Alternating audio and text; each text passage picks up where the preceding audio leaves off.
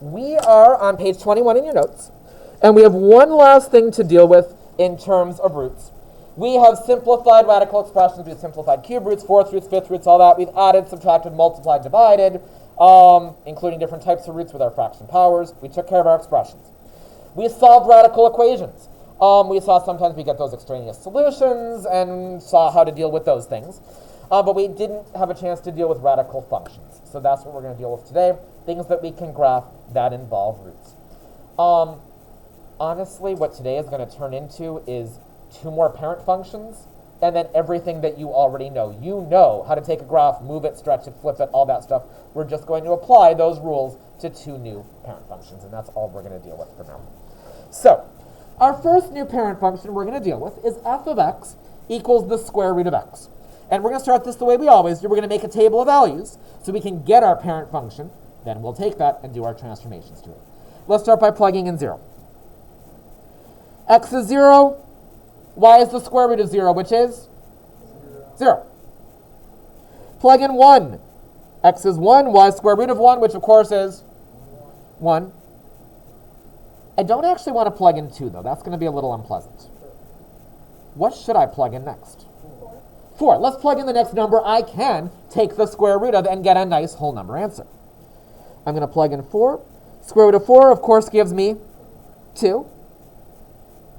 And then 9. And square root of 9 is 3.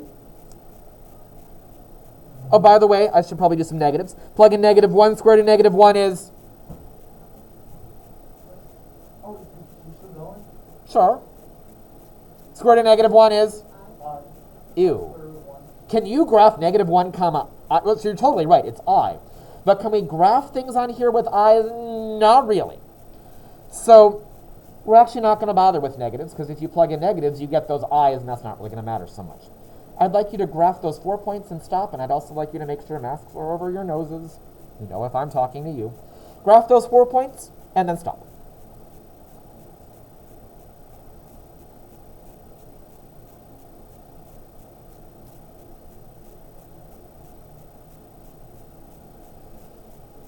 Zero, 0, 1, 1, 4, 2, 9, 3. Would I be able to plug in x values that are greater than 9?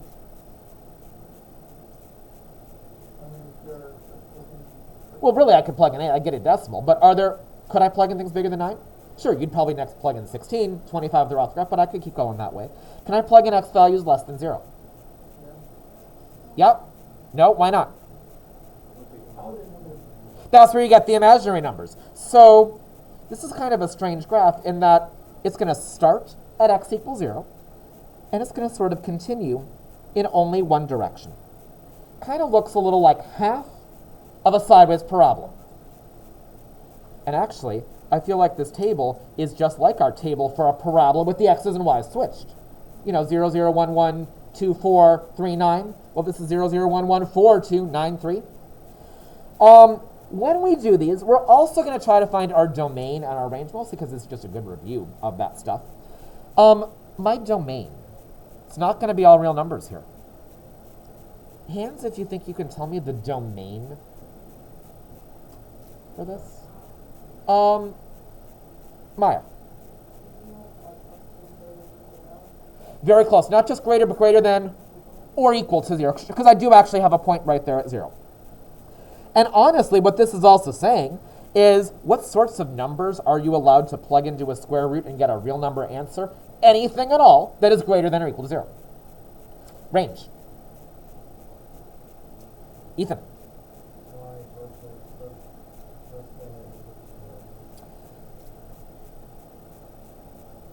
I almost like that. You're telling me I want y values of 0 and anything below. I want greater than or equal to 0. I want 0 and everything above 0 for a y value. So we're going to do something like this. Yeah, sort of shove it up. There we go. That's 0. And of course, if we move things, stretch things, flip things, those things could change, and we'll kind of track that as we go through our transformations. Now, when we did our last parent function, the x cubed one, remember I started giving those little strips that we call our library of functions. I have a new one to give you for the square root graph. I would not just stick it in your binder where we are right now, but I would keep it with the other ones. By the end of the year, I think I mentioned before, we should have a total of 11 of those. So let me get these out for you. 1, 2, 1, 2, 1, 2, 3. Yep. 1, 2, 3. Yep. 1, 2, 1, 2, 3. Yep.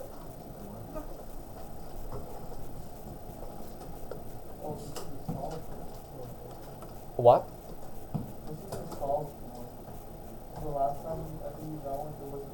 It absolutely was. It certainly was. Yes. Okay. But before we start doing our transformations, I want to do one more parent function. We know how to graph the square root of x. Looks like half of a sideways parabola. I now want to make a table of values for y equals the cube root of x. So, okay, I'm going to start with 0.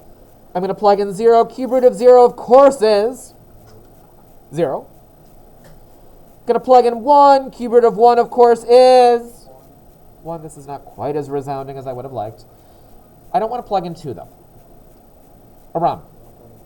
8 is the next good number that I can take the cube root of. And Aram, what is the cube root of 8? 2. Then what? 27. Should I? Why not? There's what? Let's stick with like x value between negative 10 and 10 so it'll fit on the graph. Negatives. Negative 1. Am I allowed to do the cube root of negative 1? What is the cube root of negative 1? What times itself is negative 1? Was that? And I couldn't tell if you were holding up a finger to give me the answer or. Negative 1? Well, let's check. Negative 1 times negative 1 is 1 times negative 1? Sure. Gives us negative 1. Remember, cube roots of negatives are negative numbers. What's the next good negative number I can take the cube root of? Negative 8.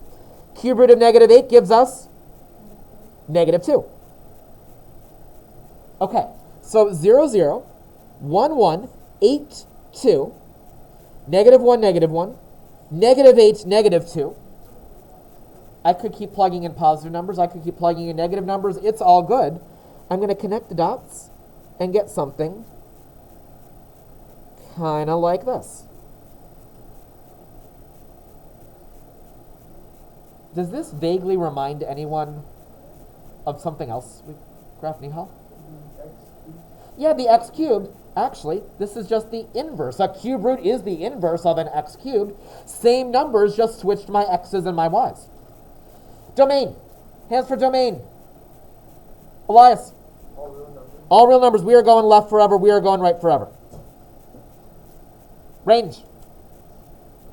Jordan. All real numbers.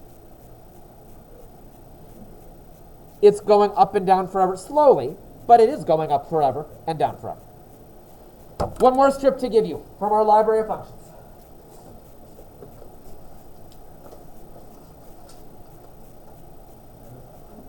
Yeah, go sign up. Yep.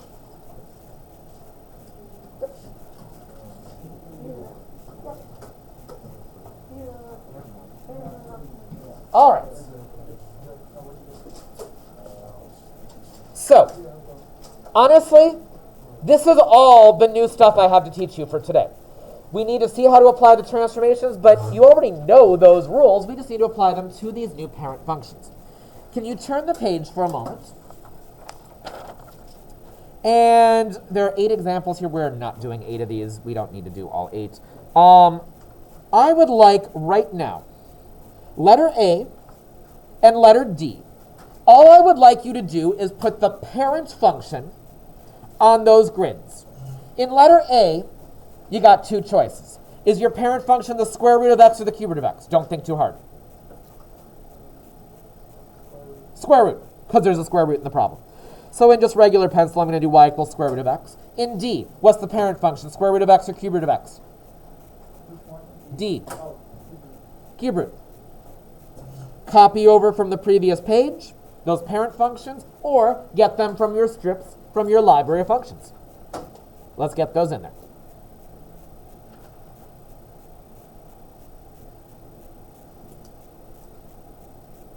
And don't bother with the transformations yet. We'll deal with those together. I feel like I may need to just remind you of a couple little things here and there.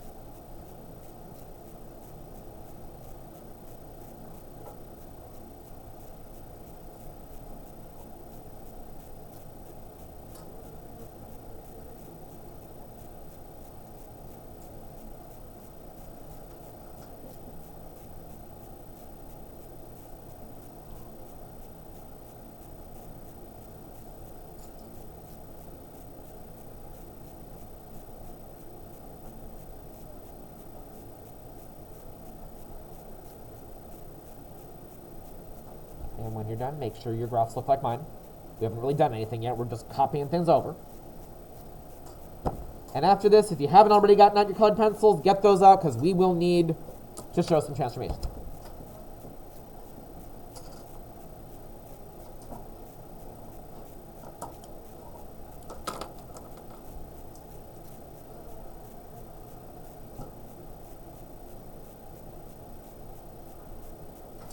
Letter A. Hands to tell me what the plus 3 is going to do. Any new hands? Okay, you're not a new hand, but Maya? Up 3. Plus 3 afterwards. It would be different if it was under the root, but because it's afterwards, we're going to go up 3. We can't see that. We're going to go up 3. So, take a moment, move all your points up 3. And when you're done, see if you can find your domain and your range for this new graph. They will not both be the same as the original.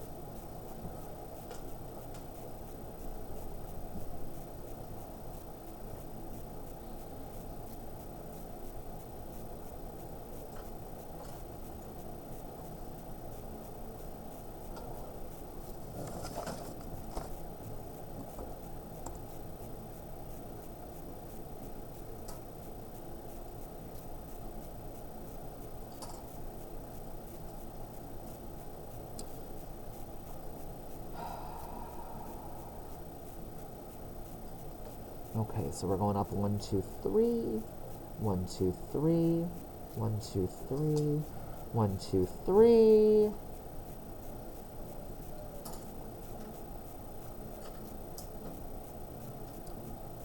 And should look something like that.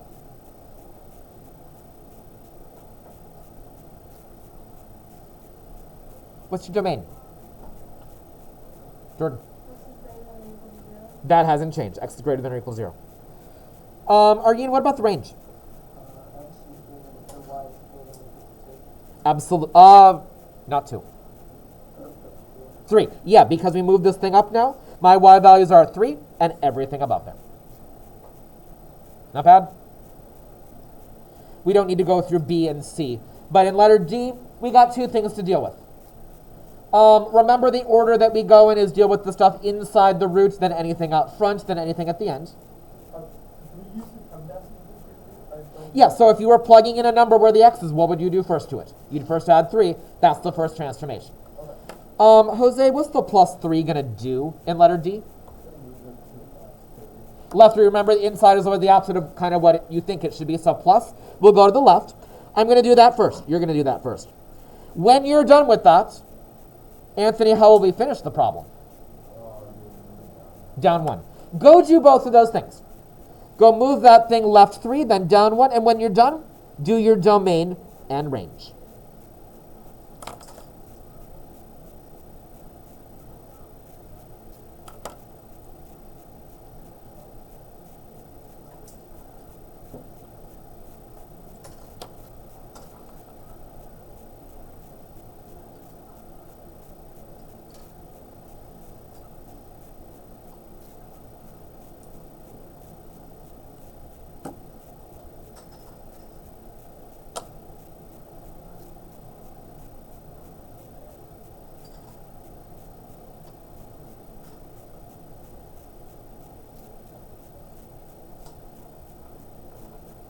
If you're a little bit off the graph, yeah, it's fine. I can get a point at negative 11, and it's good enough. I can still put that there.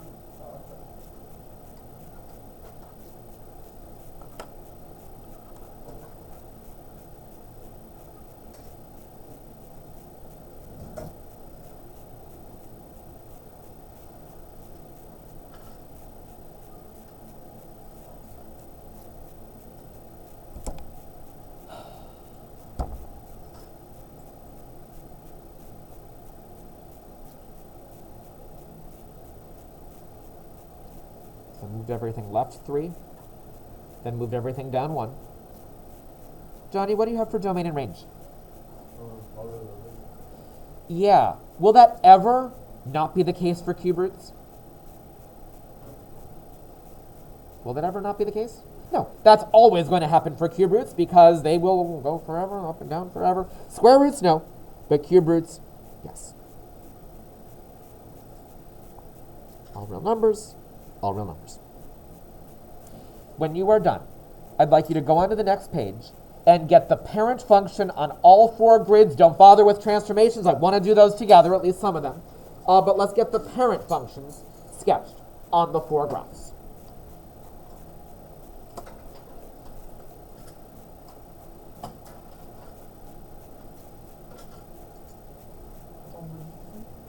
Go on to the next page. Just get the parent function sketched on all 4 grids, and then stop. Again, you're welcome to use those strips, or go back to page 21. And Jose, can we please? Thank you. Okay. So we are over here. Oh, wait a minute. G looks different. Because remember, a 1/2 power means a square root, so how about we not bother with G the way it is? How about instead we do G as negative 2 times the square root of x minus 3 plus 2. In the homework, you might see a 1/3. That just means your cube root. Parent functions, and then stop. Don't bother with the 1/2, the negative 3, the anything else. Just parent functions for now.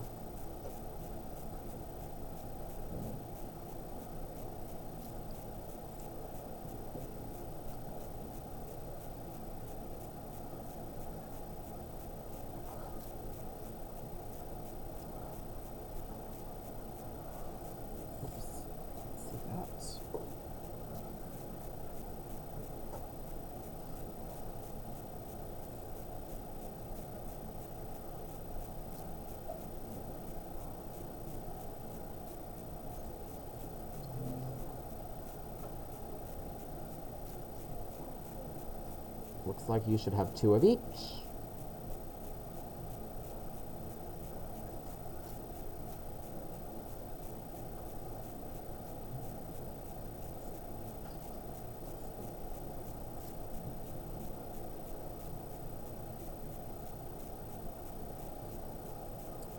And when you're done, check yours against mine.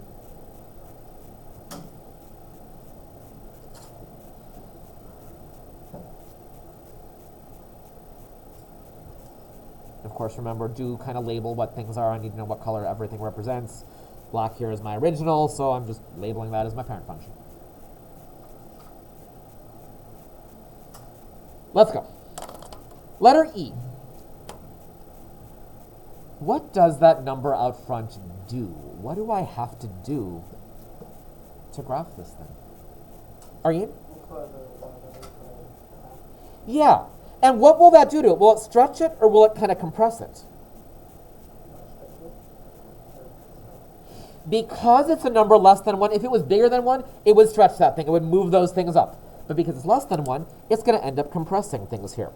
We're going to go, and as Ariane said, we're going to multiply our y values by 1/2. Okay, this y value was 0. My new y value is 1/2 times 0, or 0. This y value was 1. My new y value is 1/2 of 1, or, don't overthink, 1/2 of 1, 0.5, or 1/2. Okay, about there. This y value is 2. My new y value is half of 2, or 1. Finally, this y value is 3. My new y value is half of 3, 3 halves, or about 1.5. So it's going to be about there. And going to look kind of like that. So because it was a half, it actually compressed it rather than stretched it. Bigger than 1 would stretch that thing vertically. Quickly get your domain and range in there.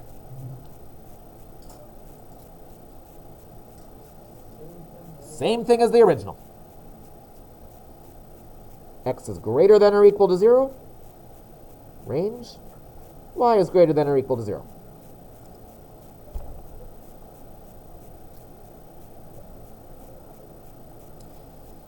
Letter F. The 3 will be stretching this thing.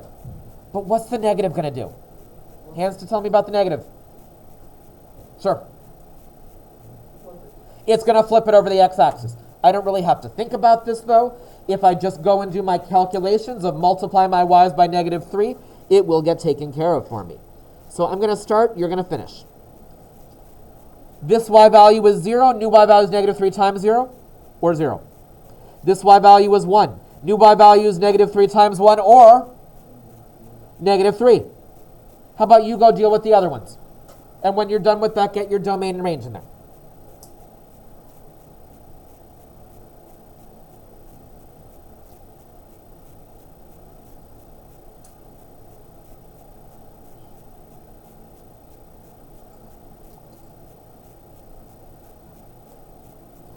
Let's see, this y value is 2, so negative 3 times 2 is negative 6.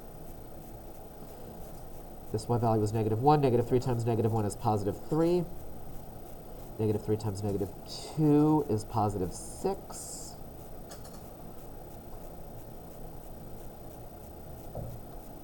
Again, the 3 means it was stretched vertically, kind of pulled in both directions to stretch things vertically.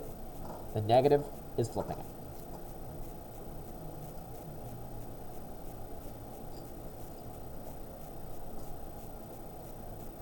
Ava, what do you think about your domain and range there? For F? Cube roots are always all real numbers. Going left forever, going right forever, going up forever, going down forever. All real numbers. Nihal.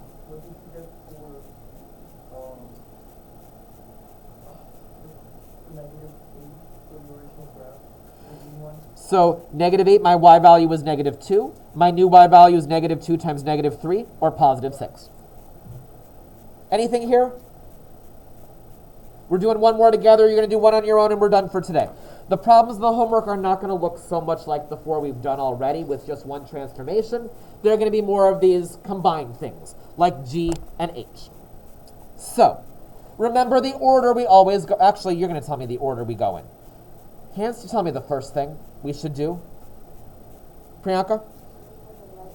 Move to the right 3. You always start with what's inside your function, in this case, the root. Y equals square root of x minus 3. You know what? Let's just do that. Go, take that graph, move it right 3.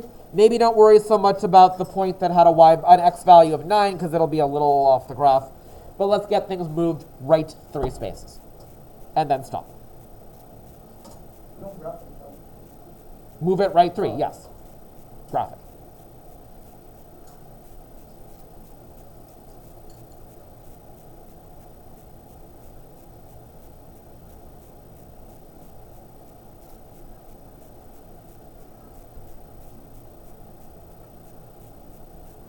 I'm going to take back what I said. I might as well move this because it's just a little off the graph. 1, 2, 3, whatever.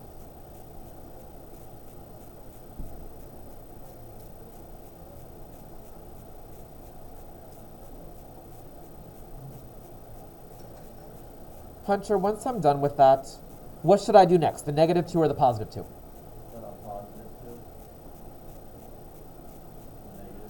The negative 2. After we do any horizontal stretching, if you were plugging in a number where the x is, you'd first subtract 3, then take the square root.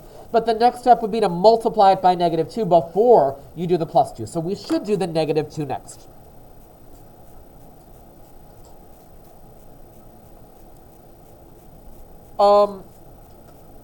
And Ashley, how will I deal with the negative 2?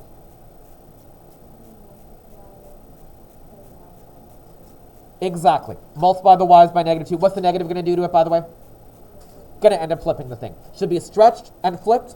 On my graph, I'm not going to take the black one. I'm going to take the red one. And I'm going to multiply my y's by negative 2. Go do that. And then stop.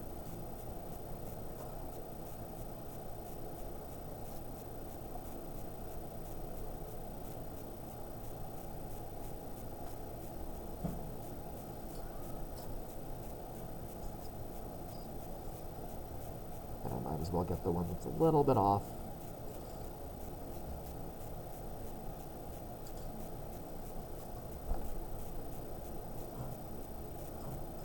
And Anthony, once that's done, how are we going to finish this? Up 2. Go finish it and do your domain and range.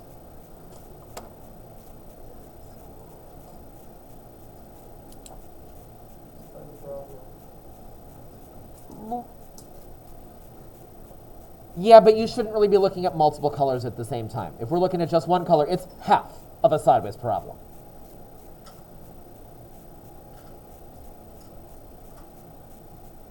Okay, so I'm going to take my green, up 2, up 2, up 2. Let's still do that one, up 2.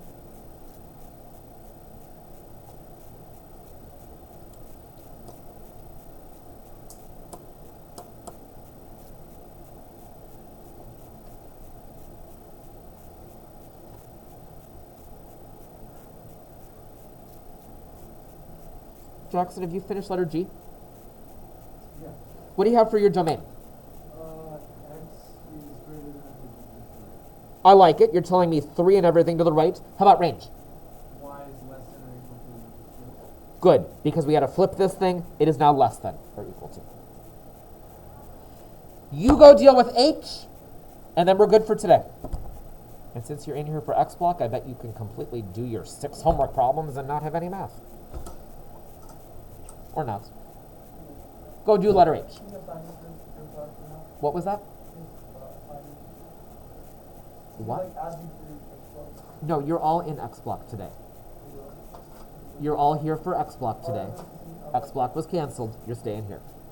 So yes, you're in my X block. Go do H. I feel like if we can handle G and H, you'll be just fine with it. They're as tough as they're going to get.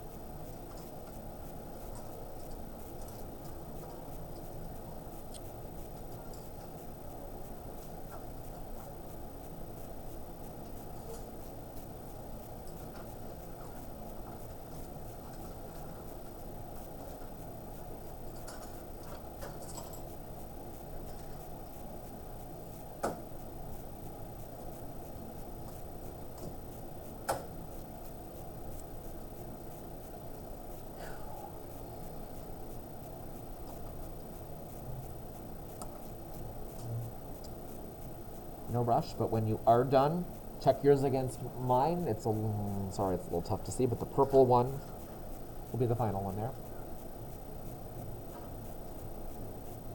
Again, if you can do G and H, that's as tough as they're going to get. That's what I have to say about things.